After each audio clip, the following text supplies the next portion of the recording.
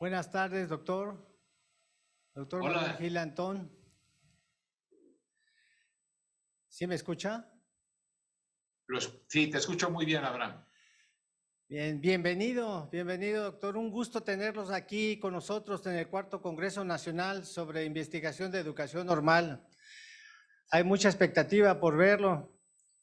Y en esta modalidad virtual, pues bueno, ha sido toda una aventura en términos de atender los desafíos que esto implica. Y bueno, el nombre de la conferencia, la invención del agua tibia, no sabe cuántos correos me han llegado, cuántos WhatsApp preguntándome de qué se trata, pero tiene mucho sentido lo que planeó para generar esta expectativa, ¿no?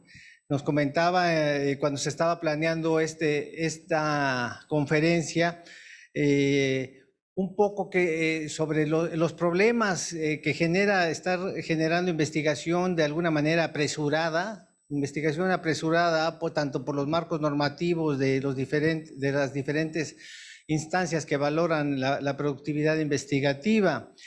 Entonces, la invención del agua tibia, pues, nos comenta que es sobre este contexto de una investigación apresurada que no atiende el análisis y la revisión del estado de arte o el estado de cuestión, como nos enseñó el doctor. Bien, vamos a empezar. Al final de la sesión tendremos una presentación de 45 minutos y después una sesión de preguntas y respuestas, pero le preparamos una semblanza del doctor Manuel Gil Antón, que es toda una celebridad en el medio académico de nuestro país. Adelante, por favor. Doctor Manuel Gil Antón, profesor investigador del Centro de Estudios Sociológicos de El Colegio de México. Doctor en Ciencias, con especialidad en Metodología y Teoría de la Ciencia por el Centro de Investigaciones y Estudios Avanzados en 1995. Maestro en Ciencias Sociales, con especialidad en Sociología en la Facultad Latinoamericana de Ciencias Sociales, sede México, en 1986. Licenciado en Filosofía por la Universidad Iberoamericana en 1982.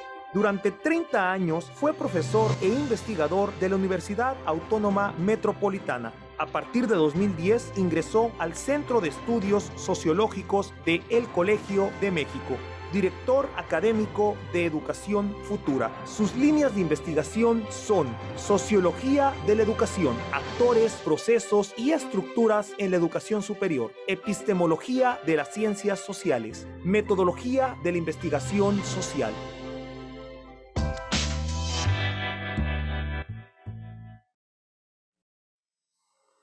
Bien, sin más preámbulos, vamos a darle la palabra al doctor Manuel Gil Antón para que inicie su conferencia, por favor.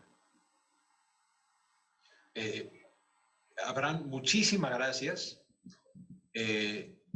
Quiero agradecer también a todas las personas que se tomaran estos minutos para compartir una serie de reflexiones al respecto de este asunto de la investigación. A mí en general, en los últimos años, me ha tocado participar haciendo análisis desde la sociología de la educación de la situación que tiene la educación en el país, la reforma educativa que encabezó el presidente Peña Nieto, comentarios críticos y ponderados al respecto de la reforma educativa actual. Pero, bueno, al estar en el Congreso Nacional, en el cuarto Congreso Nacional de Investigación sobre Educación Normal, quisiera ahora, soy el mismo profe Gil, pero ahora más que hacer un análisis político o un análisis sociológico de la situación de la educación en el país, que es extraordinariamente fascinante, me pareció que una contribución que yo podía hacer con la mejor de mis intenciones y con esta parte de mi trayectoria académica, que es el trabajo sobre metodología de la investigación, que yo llamo mejor la lógica de la investigación en ciencias sociales, poder compartir con ustedes, bueno, una cosa muy sencilla. Hace 40 años desde hace 40 años he tenido la oportunidad de trabajar en la Universidad Pública en México. 30 años, como ustedes decían, en la semblanza en la UAM, y ahora 10, casi 11 años en el Colegio de México. Entonces, consideré que una temática importante era 2 o 3 asuntos que tenemos que tomar muy en cuenta cuando estamos haciendo investigación educativa, cuando estamos haciendo investigación sobre el fenómeno social de la educación, sobre los procesos, los actores y las estructuras de la educación en México. Esto es, decían los que saben que no hay mejor instrumento para la transformación social y para el entendimiento de la complejidad de los procesos sociales que una buena teoría, a la cual yo añadiría que se va adjunto el hecho de tener una clara noción de varios puntos que llamaríamos metodológicos, entendiendo, y esto es muy, muy importante para mí decirles, que la metodología no es, como a veces sucede, el aprendizaje de los pasos que hay que dar para lograr la investigación, un poco como nos enseñaron en la prepa con Mario Bunge, que había que plantear un problema, establecer una teoría, ir a la investigación empírica y sacar leyes, ¿no? Esa noción de metodología como algo que prescribe lo que uno tiene que hacer es una manera de concebir a la metodología desde mi punto de vista inadecuada. Y es inadecuada porque lo que sí hay son pasos típicos, o sea, enfrentamos los que hacemos investigación, estemos iniciando este trabajo o llevemos algunos años más y por lo tanto no más sabiduría, sino más trancazos, más golpes, más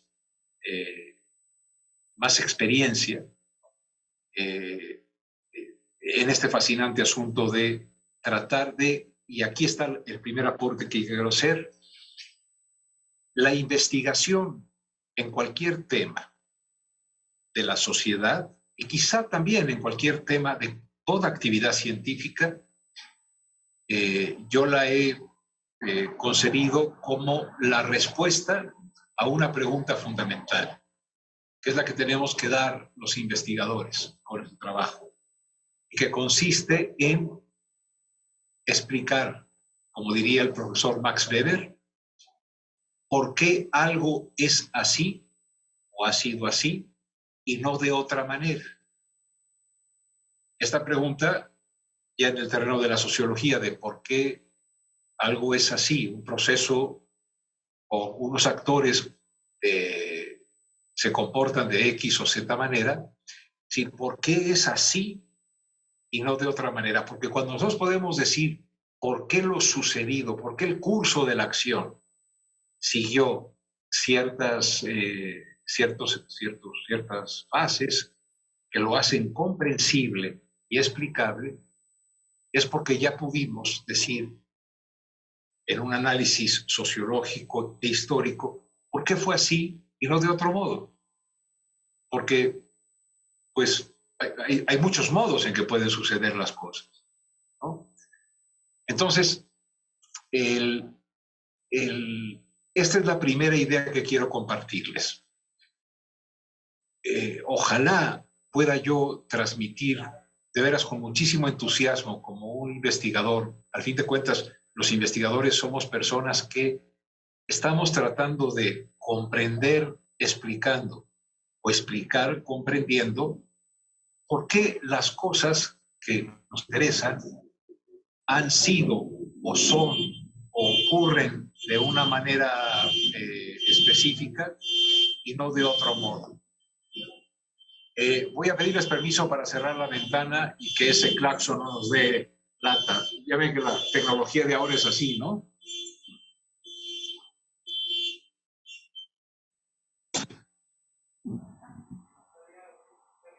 Es que a algún vecino se le pegó la alarma. Bueno, entonces, con muchísimo gusto y agradecido es, a ver, ¿por qué es así y no de otro modo lo que nos interesa? Bueno, esa es la primera idea que quiero compartir para luego tener un diálogo. La segunda es que estamos viviendo un tiempo en el cual la investigación está muy presionada, la investigación está constreñida por uno de los peores vicios que podemos encontrar, que es que hay que publicar o perecer. Perecer, ya sea en términos de los centavos con los cuales pagamos la hipoteca, la ortodoncia de los hijos, ahora de los nietos en mi caso, ¿no? Es decir, hay una suerte de apresuramiento en el trabajo de investigación que deriva de esta lógica de publicar o perecer. Y esta lógica de publicar o perecer deviene de una decisión que se tomó a nivel de las autoridades educativas, que en primer lugar decidió que la investigación es la actividad más importante y la docencia es irrelevante. Por eso nosotros en general, al referirnos a nuestro trabajo, decimos, tengo tantas horas de carga docente, pero nadie dice tengo tantas horas de carga de investigación, sino yo tengo esta carga docente y desarrollo la investigación. La investigación da caché, la investigación es glamorosa, ¿no? Y la docencia se nos ha ido diluyendo. ¿Por qué? Porque en el momento en que además de estimar como la función fundamental la investigación, sin que esto quiera decir para nada en absoluto que no es importante. El problema es que al convertirse en algo tan central, se ha dicho que sin investigación no se puede hacer docencia. Y hay que recordar lo que decía Anthony Garritz, que señalaba que el docente o la docente que valen la pena no son los que o las personas que tienen el conocimiento completo de todo el contenido de su materia. Eso es un erudito. Ni siquiera es un investigador, es un erudito.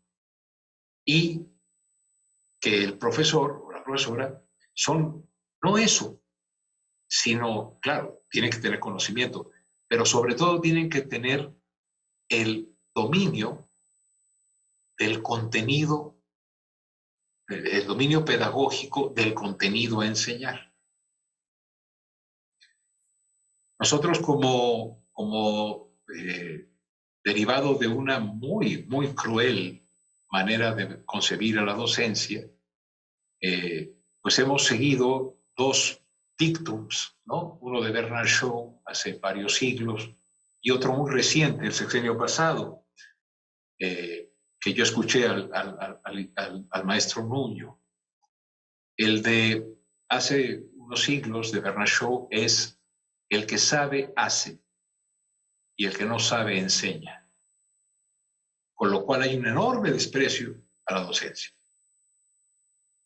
Pero el que sabe hace, el que no sabe enseña. ¿Y entonces qué hace el que investiga? Ese es un punto que hay que tratar. No solamente se desprecia la docencia, sino que no se aprecia la construcción de conocimiento.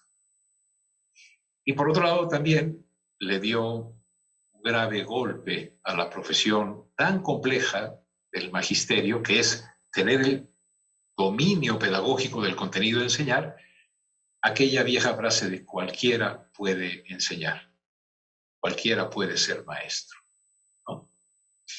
Eso nos hizo mucho daño porque, en efecto, literalmente cualquiera puede enseñar. Miren, estos son mis lentes, se los estoy enseñando. Y sí, esta es la taza de café. Si enseñar es trivial, pero no cualquiera puede generar los ambientes de aprendizaje que hacen factible lo que diría Piaget. Nadie enseña nada, solo aprende el que aprende.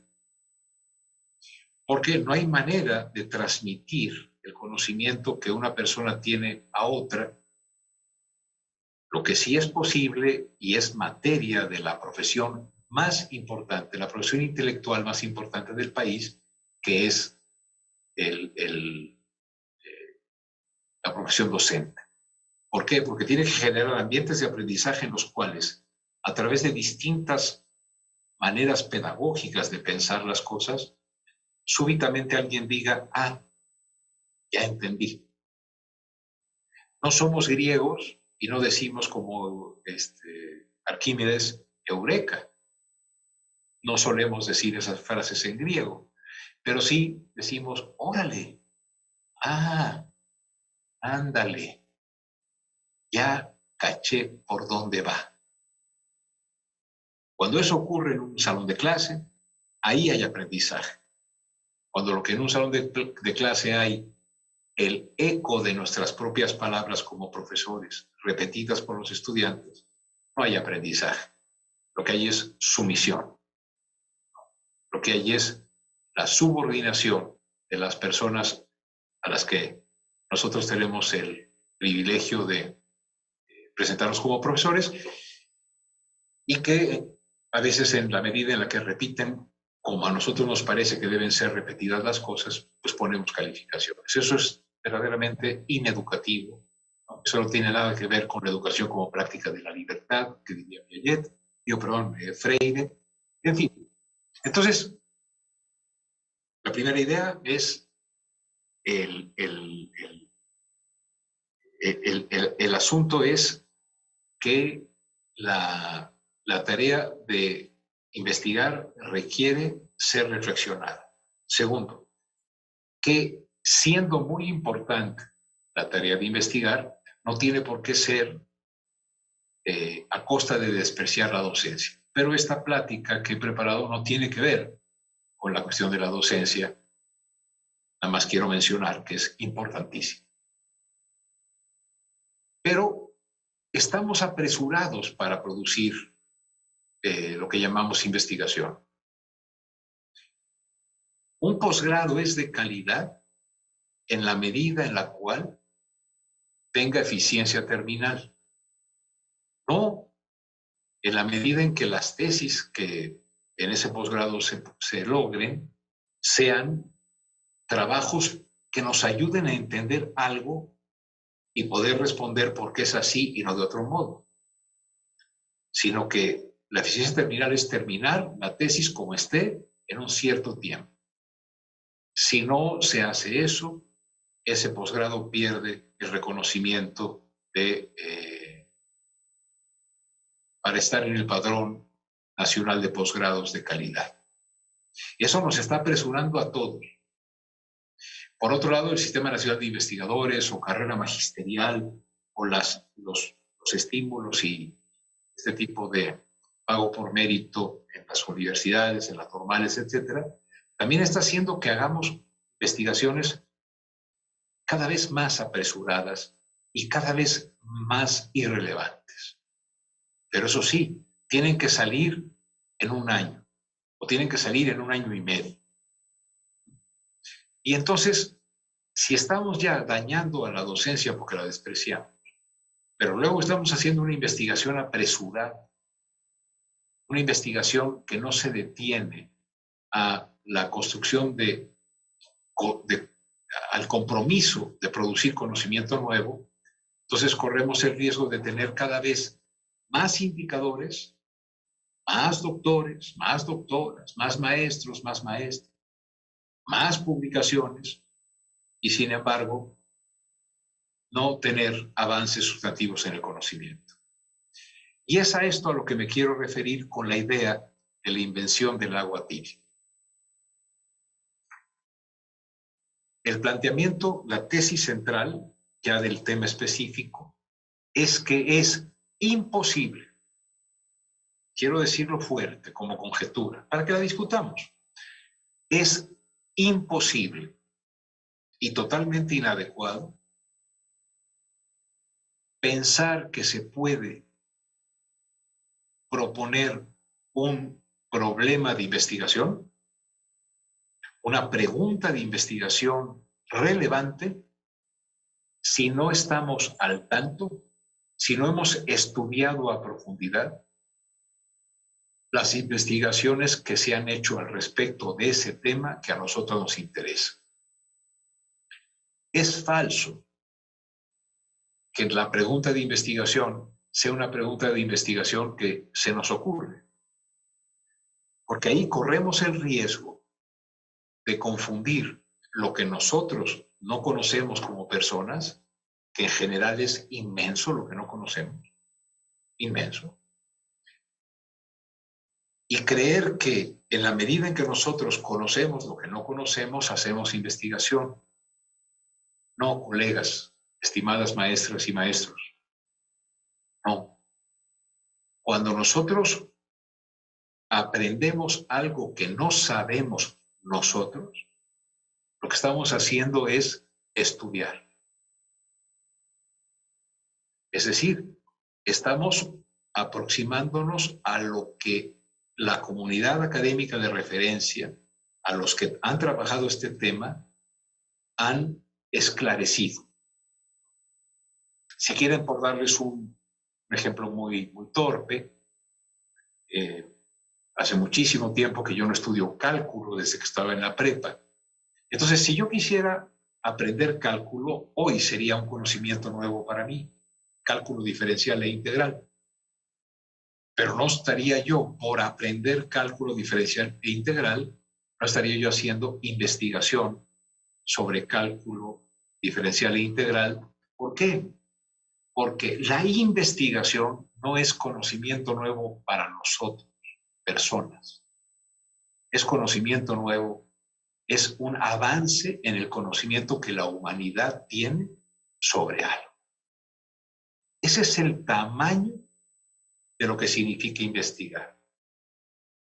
Investigar significa dar un impulso, aunque sea de 1 milímetro o de 1 centímetro cuando nos va mejor, para ensanchar la frontera del conocimiento. Pero del conocimiento que en el mundo hay sobre un tema, no del conocimiento mío. El conocimiento mío, insisto, es el estudio.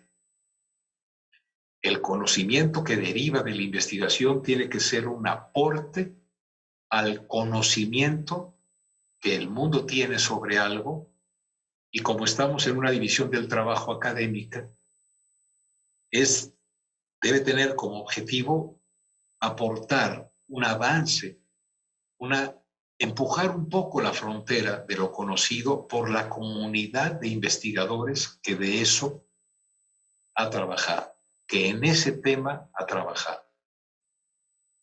De tal manera que no, y este es uno de los asuntos de aporte fuerte, es indispensable distinguir lo que yo ignoro de lo que la comunidad académica y disciplinaria o interdisciplinaria en la que estoy trabajando ignora.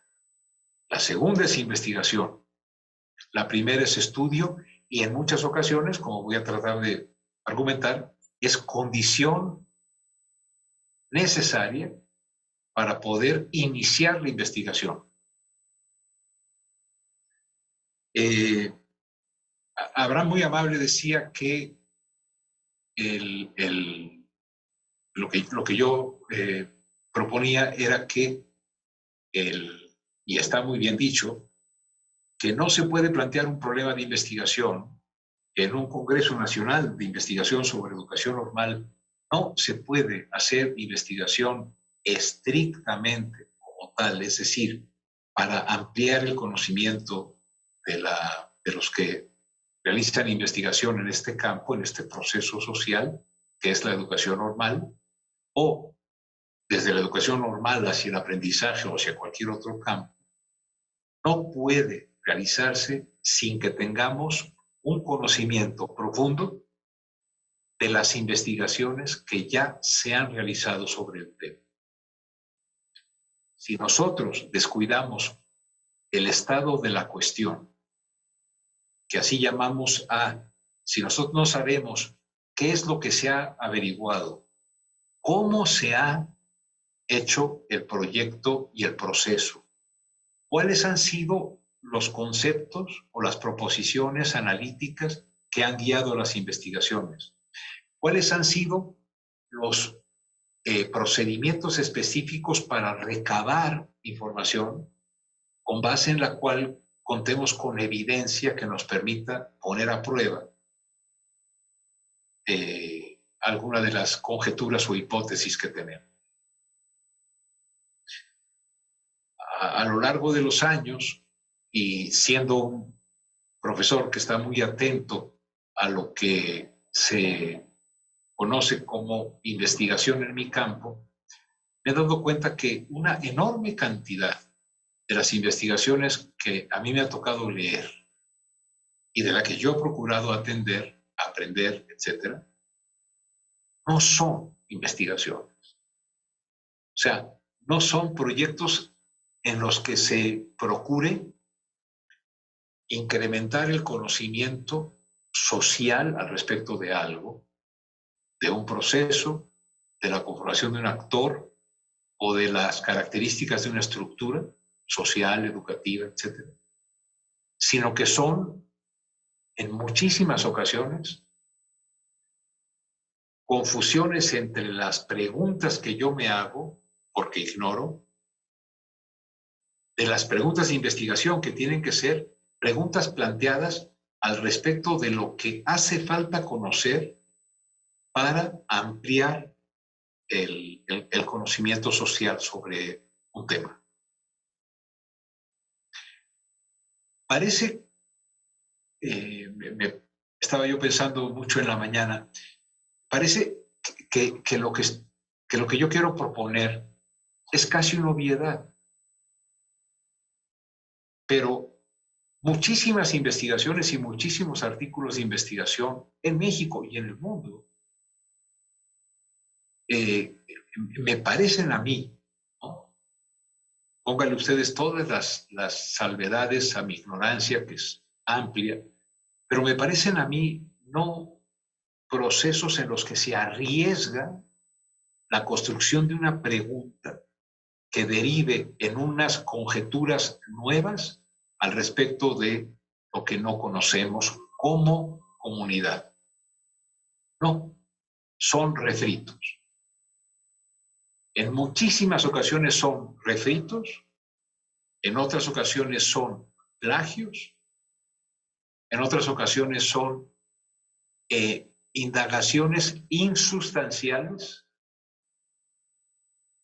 ¿Por qué? Porque desde mi punto de vista y en mi experiencia en mi vida universitaria, cuando he podido dirigir o ayudar, dirigir una tesis no es realmente dirigir nada, es contribuir en la búsqueda de una persona que tiene menos experiencia que nosotros para contribuir en que logre avanzar en el conocimiento, que contribuya a que nosotros digamos, mira, no habíamos visto eso, pero no lo había visto yo, no, yo no he visto muchas cosas. No habíamos como comunidad entendido algo. Esa es la investigación. El asunto que nos conduce a tener en muchas ocasiones como resultados, digamos, miren, aquí está el hilo negro como si no se conociera, o aquí está el agua tibia. ¿Por qué sucede eso? Bueno, Yo creo que socialmente sucede porque vivimos en momentos en los cuales hay transferencias monetarias condicionadas a hacer investigación. Es decir, en vez de resolver los problemas salariales, la Universidad Mexicana, las instituciones de educación superior en México, lo que dijeron es, no vamos a resolver el problema salarial que se derivó por ahí por 1982 con la gran crisis que hubo. No. En vez de eso, vamos a transferir, otorgar monedas adicionales, transferencias monetarias, dinero adicional, con la condición de que las personas, ya sean los investigadores o, si ustedes quieren, las poblaciones vulnerables, cumplan con ciertas condiciones. Y una de las condiciones que se puso, y se puso de moda y persiste, es le vamos a transferir monedas adicionales condicionadas a todos aquellos o aquellas que hagan investigación. ¿Y qué es hacer investigación? Ahí está el problema. Hacer investigación, hasta donde yo alcanzo a ver y he podido compartir con mis compañeros y con mis estudiantes, es entender cuál es el tema que me apasiona. Por decirles algo, el impacto que tiene la desigualdad social en el aprendizaje. ¿No? Perfecto. Ese es un tema importantísimo. O sea, ¿cuánto de la varianza en el aprendizaje se deriva o proviene de la desigualdad social y no de la falta de inteligencia de las personas, etcétera, ¿no? Sino de una circunstancia social de desigualdad, de inequidad? Bueno, ese es un tema clásico de la sociología de la educación, ¿no? Y hay muchos que lo han trabajado. Lo trabajaron Bowles y Gintis para cierta sociedad, lo trabajaron Bourdieu y Passeron para la Francia, lo trabajaron Baudelot y Stablet, ¿no? Y la pregunta de fondo es, cuando nosotros estamos estudiando ese tema, porque o queremos estudiar algo de ese tema, queremos hacer un proyecto en esa temática, ¿es posible hacerlo sin haber estudiado a fondo lo que ya se sabe sobre el tema? Lo que yo quiero proponerles es que no. Que nosotros no vamos a poder pasar de un tema de interés a una pregunta de investigación relevante si no nos tomamos el tiempo y si no hacemos el esfuerzo, que además en muchas ocasiones es un esfuerzo muy gratificante, de ver qué es lo que se ha hecho, qué se ha logrado esclarecer en esta relación entre desigualdad social y alcance en el aprendizaje. Se ha hecho muchísimo sobre ese tema. Que yo lo ignore no me hace que al estudiarlo haga investigación. Apenas es el primer paso. La experiencia, lo dice muy bien Joan Manuel Serrat, es un peine que nos regalan cuando ya no tenemos pelo. En mi caso se cumple, ¿no? ¿Para qué quiero un peine? ¿No? Ya no hay nada que peinar. Más allá de la broma, ¿qué es la experiencia? La experiencia es algo que uno puede compartir en el ánimo de que nuestras comunidades sean mejores. Entonces, ¿cómo pasamos de un tema de investigación que nos interesa?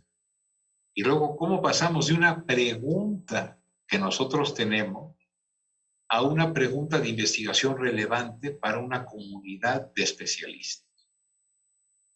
Eso implica, estimadas y estimados colegas, dedicar el tiempo suficiente a leer y estudiar a fondo las investigaciones que sobre el tema que nos interesa y la pregunta que tenemos se han realizado, para tratar de llegar a descubrir dos cosas. ¿Dónde está la frontera en la que nosotros podemos empujar con mucho esfuerzo para que sea una frontera más amplia con el conocimiento que podemos aportar, o bien, ¿dónde están los huecos en el interior de la investigación que se ha realizado que podríamos aprovechar para hacer una investigación innovadora? Pero ninguna de las dos cosas se puede hacer si no tenemos un conocimiento suficiente, yo no digo total, pero sí un conocimiento suficiente del estado de la cuestión en el que nuestro tema está inserto. La función de un director de tesis no es que ya sabe lo que tú vas a investigar cuando estás formándote, sino es alguien que está al tanto de lo que se ha investigado sobre un tema y ha hecho un poco de investigación sobre ello. Por ejemplo, si nosotros estamos en la lógica de la desigualdad y el aprendizaje, vamos a encontrar miles de investigaciones en las cuales se trata de probar cómo el concepto de capital cultural se relaciona con el alcance del aprendizaje. Esta es una proposición analítica. ¿Eso qué significa? Que hay un entendimiento de lo que es capital cultural.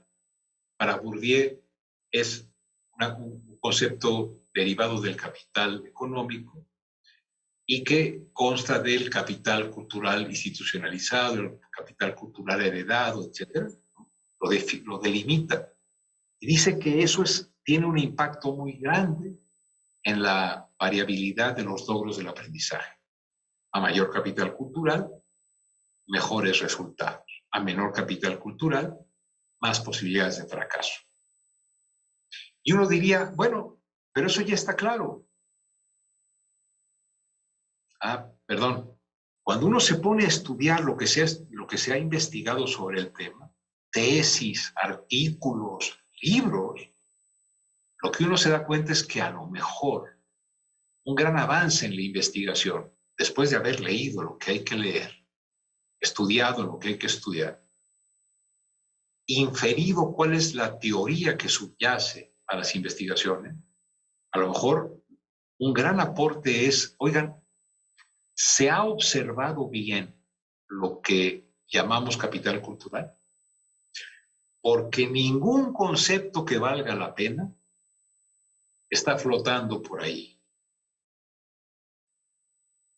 Creo que nadie de ustedes tiene su credencial de capital cultural A, B o C. Del mismo modo que no hay clases sociales. Las clases sociales son una manera de aproximarnos a la organización social. Entonces, preparé rapidísimo varios ejemplos. Nosotros yo he encontrado investigaciones en las cuales se dice el capital cultural lo voy a ver a través de la escolaridad de los padres. ¿No? A mayor escolaridad de los padres, mayor capital cultural y por lo tanto mayor avance en el conocimiento. ¿Y cómo voy a ver el avance en el conocimiento? A través de las calificaciones, el promedio, si se reprueban o no materias, etc. ¿No? Bueno, pensemos, ¿de veras el capital cultural es función exclusiva de la escolaridad de los padres? Bueno, si uno, además de estudiar esa relación, esa proposición analítica de capital cultural con aprendizaje escolar, si uno además de ello, ¿no? Incorpora en su estudio del estado de la cuestión aportes de la antropología tales como los que hace Tony Becher, en que dice que las disciplinas son tribus y ocupan territorios, entonces nosotros podemos darnos cuenta que las disciplinas que se estudian, las profesiones que se estudian, son diversas en cuanto al quantum de habilidades y de capacidades de investigación o de pensamiento abstracto. Puede ser que una pareja de papá y mamá que en casa estudiaron licenciatura o maestría en contabilidad aporten un capital cultural mucho menor que una pareja, que en una familia en la cual hay dos normalistas, que también es educación superior. ¿Por qué? Porque el capital cultural que aporta la pareja que se ha formado en el normalismo puede ser muchísimo más fuerte. Y sin embargo, consideramos que la pareja de los contadores o de los administradores o de los ingenieros, que pueden ser muy doctores en cualquier cosa, puede ser que no sea lo más importante en el capital cultural de las personas. ¿Qué quiero decir con esto?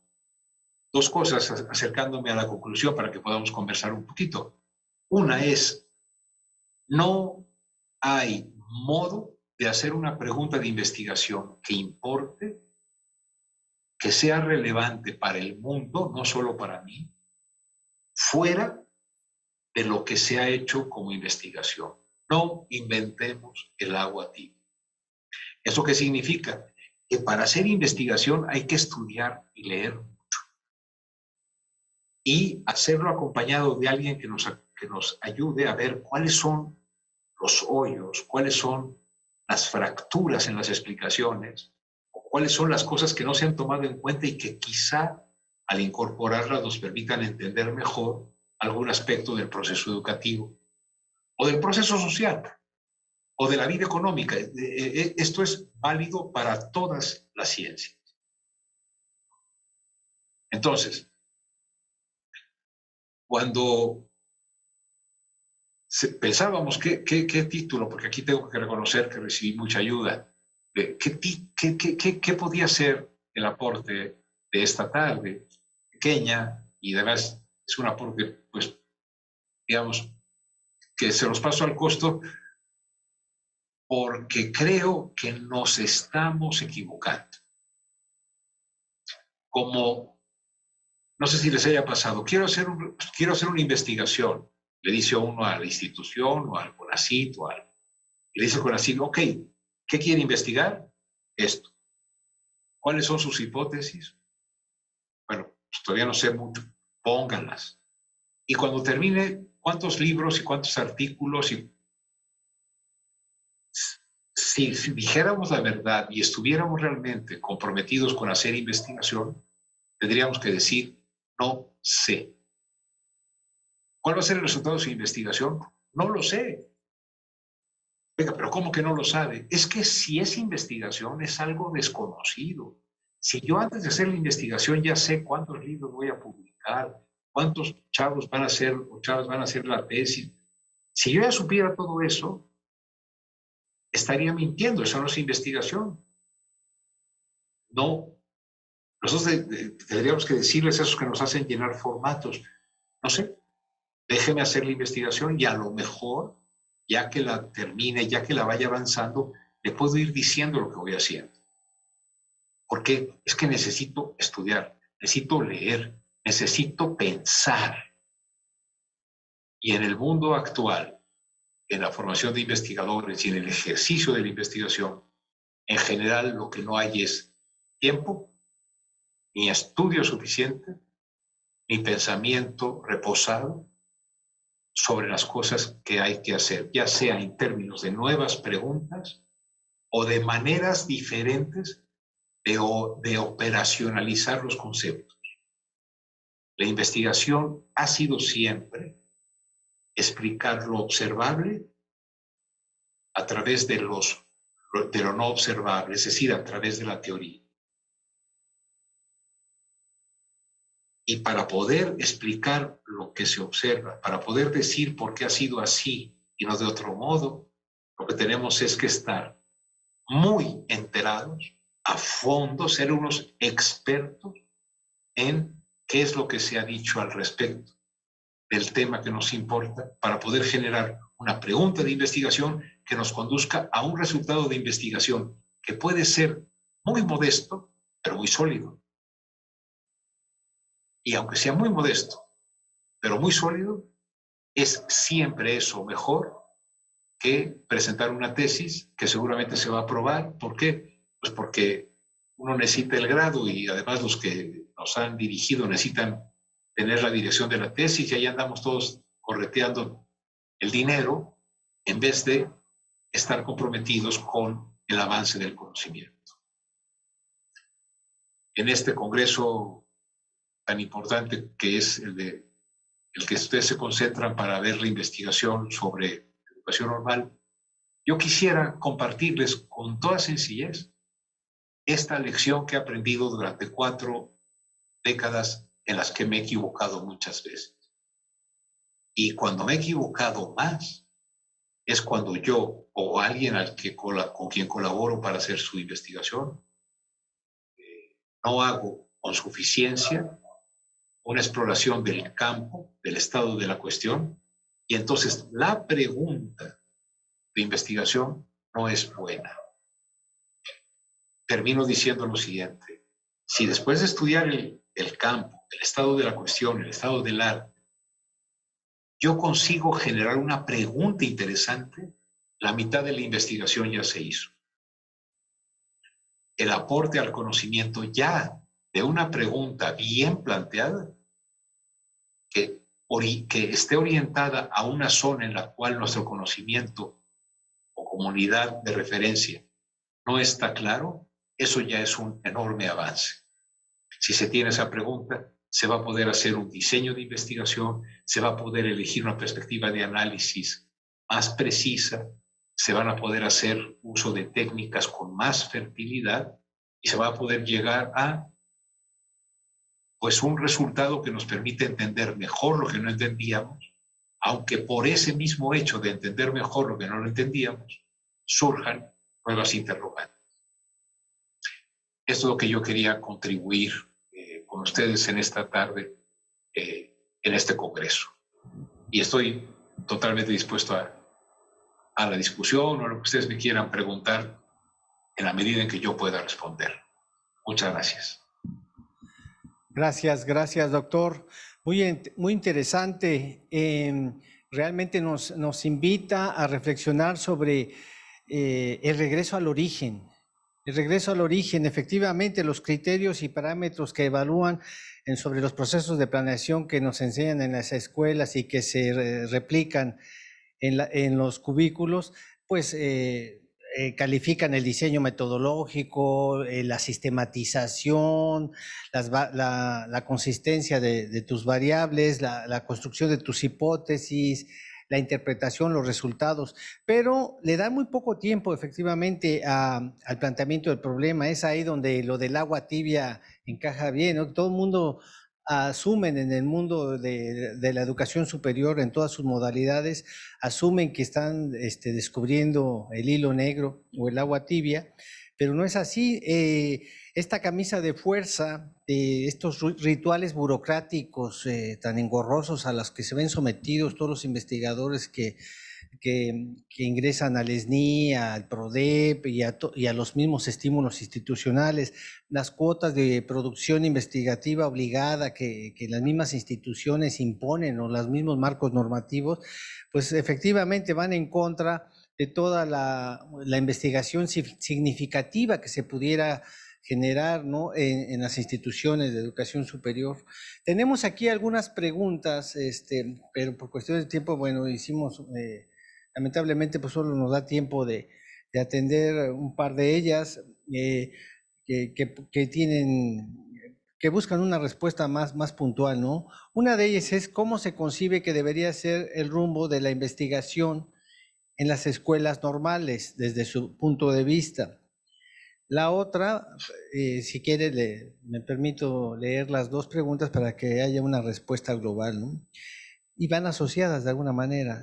¿Se puede trabajar en una investigación educativa orientada al aula, más allá de los modelos tradicionales que aprendemos en el posgrado de investigación cualitativa, de todos estos temas de historia de vida, métodos de caso, etcétera, ¿no?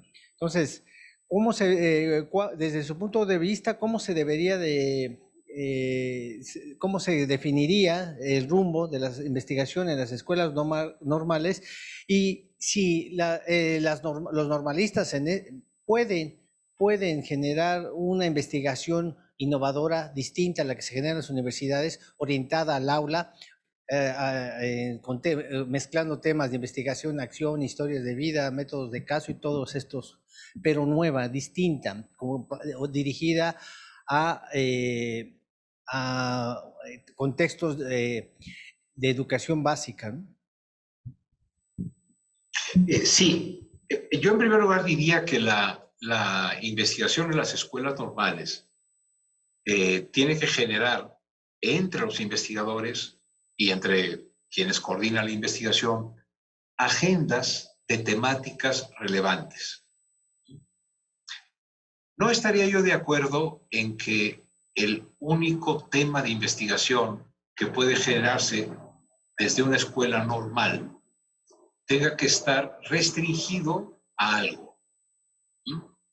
El campo del proceso educativo, el campo del sistema educativo, el campo de los actores, procesos y estructuras que se ponen en juego en esto que llamamos el proceso educativo, es muy amplio.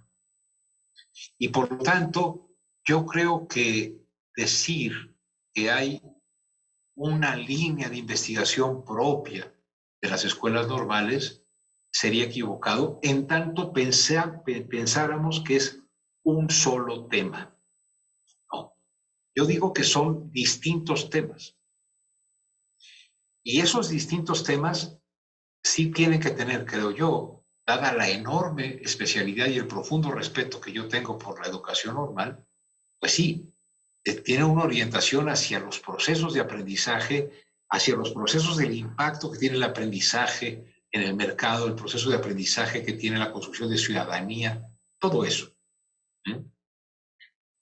Ahora, como que mi primera respuesta, Abraham, sería la agenda de investigación de las escuelas normales no se debe restringir a una sola cuestión. Tiene que ser amplia y tiene que ser también fundamentada, estar también fundamentada como la física, la biología o cualquier otra ciencia. Y si quieren, no llamémosle ciencia, como cualquier disciplina que procura generar conocimiento nuevo. Y la otra es, sí, hay un tipo de investigación específica que procura que sus resultados sean elementos usables, empleables en el trabajo en el aula. Sí, pero esa investigación que tiene ese objetivo tiene que ser extraordinariamente bien hecha. O sea, no es porque es una investigación para la práctica, que tiene que ser una investigación poco densa intelectualmente. En algunas ocasiones, y si quieren, este sería mi último comentario, por el tiempo, hay personas que me han dicho, es que mi investigación, profesor, yo voy a investigar la reproducción de las relaciones de desigualdad en el Colegio de Bachilleres Plantel 10, donde yo trabajé. Y entonces yo digo, bueno, pero entonces hay que estudiar lo que se ha hecho al respecto. Dicen, no, es que no he visto ninguna investigación sobre el Plantel 10. No hay investigación sobre el Plantel 10. Ojo, el caso que trabajo en el cual, o el aula en la cual tengo la referencia empírica de las cuestiones que analizo, no es el caso. Es el sitio desde el cual obtengo evidencia empírica. El caso es la pregunta. Y por lo tanto, si nosotros queremos tener impacto práctico en el sentido de la renovación de la profesión del magisterio, de la profesión maravillosa de enseñar, lo que tenemos que ser es, creo yo, muchísimo más serios en el planteamiento de una muy buena pregunta, de un estudio muy a fondo de las circunstancias, que incluya, por ejemplo, una seria consideración sobre los alcances del conocimiento humano. A mí cada vez me da más miedo que haya tanta epistemología barata circulando por todos lados. Pensar cuáles son las condiciones de posibilidad del conocimiento humano, que viene desde la reflexión griega, pero sobre todo desde Kant, es un asunto que nos implica estudiar mucho. Y no decir, es que como dijo un autor de hace 10 años, el observador afecta a lo observado. No, perdóneme, eso se sabe desde hace siglos. Hay que ir más a los clásicos, hay que estudiar con mayor conciencia de que investigar es un asunto de la máxima relevancia, igual que la docencia, y que la investigación, que es la que tiene mejores resultados prácticos, curiosamente siempre ha sido la que tiene mejores condiciones teóricas. Muchas gracias. Yo creo que muchas gracias, doctor Manuel Gil Antón. Nos marca una pauta. Efectivamente, este comentario nos ayuda mucho a ver el rumbo de la investigación en la educación normal desde una perspectiva más amplia. Yo creo que esto nos deja tarea para reflexionar a toda la comunidad normalista y a los profesionales de la educación al respecto. Y bueno, tratar de hacer una construcción con esta invitación a no olvidar el rigor y hacer una reflexión más profunda antes de iniciar cualquier investigación, el compromiso que implica una investigación seria que trascienda o que tenga un impacto real, ¿no? Y no efectivamente todo este océano de simulación en que a veces, no sé, por diferentes causas hemos caído todos. Voy a permitirme, doctor Manuel Gil Antón, leer un reconocimiento que le da el Cuarto Congreso Nacional sobre Investigación de Educación Normal, CONICEN, Investigación para Formar, la Dirección General de Educación Superior para el Magisterio, a través de la Secretaría de Educación y Cultura de Sonora, otorga el presente reconocimiento al doctor Manuel Gil Antón por haber impartido la conferencia magistral titulada de mención del agua tibia en el Cuarto Congreso Nacional de Investigación sobre Educación Normal, con una duración de 1 hora en modalidad virtual. Hermosillo, Sonora, 24 de junio de 2021.